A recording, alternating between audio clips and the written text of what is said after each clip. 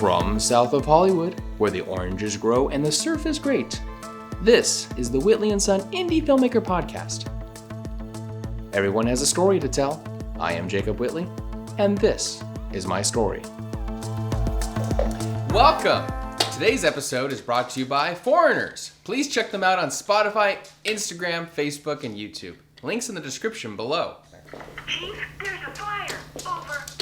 My firefighter doc is up on Amazon. If you've seen the film, please leave a review. The more reviews we get, the more Amazon promotes the film. And we're trying to get to 100 reviews!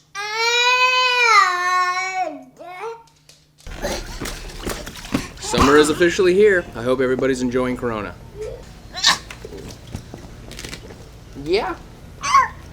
Continuing our story, after graduating high school, I went straight into film school. So, I was a college student now. Things were about to really start for me, except they didn't. I wasn't really allowed to take any of the relevant film classes until I finished most of my general education. Yeah, I was kinda mad.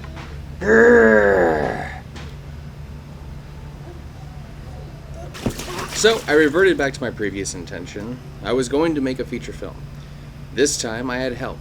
Getting together with Tyler Dean and Ryan Rodriguez, Tyler and I began to work on a screenplay for a thriller. We had no idea what it was going to be about, but we didn't care. Ultimately, we came up with a concept where a woman was being attacked the whole film.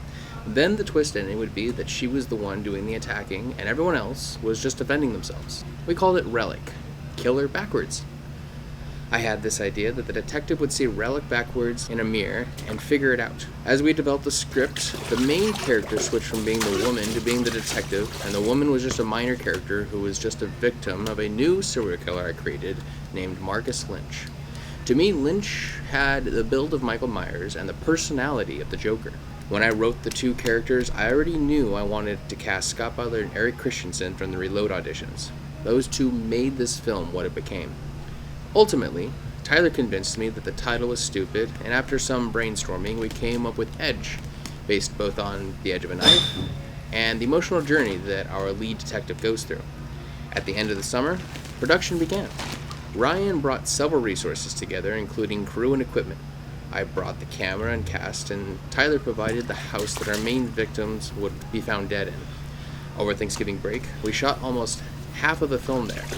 Later, during that Christmas break, I got permission from my uncle to film in the police station that he worked at. This ended up coming with several resources, including cop cars, that truly brought this film to life. After a year shooting, during everyone's breaks from classes, Edge was completed at 5 a.m. in the morning. I still remember saying, "That's a wrap," on production, while seeing the sun rise over the mountains a moment later. Finally, Edge was done, and it was time to have a premiere. We rented out a theater and rolled out the red carpet. Of course, things didn't go quite as planned. The film wouldn't play on their system, even though it was fine the day before. I had to rush in my DVD player and play it through that. Then the projector went haywire just before the screening. Ultimately, though, everything was fixed and the film played just fine. So kind of continuing off the previous film's lessons of taking advantage of opportunities, the lesson here is to not be afraid to ask. I saw my uncle being a police captain as an opportunity, and I wasn't afraid to ask if I could use his resources for my film. Keep in mind, I shot Edge on my high school graduation money, so we had to make $3,000 go as far as possible.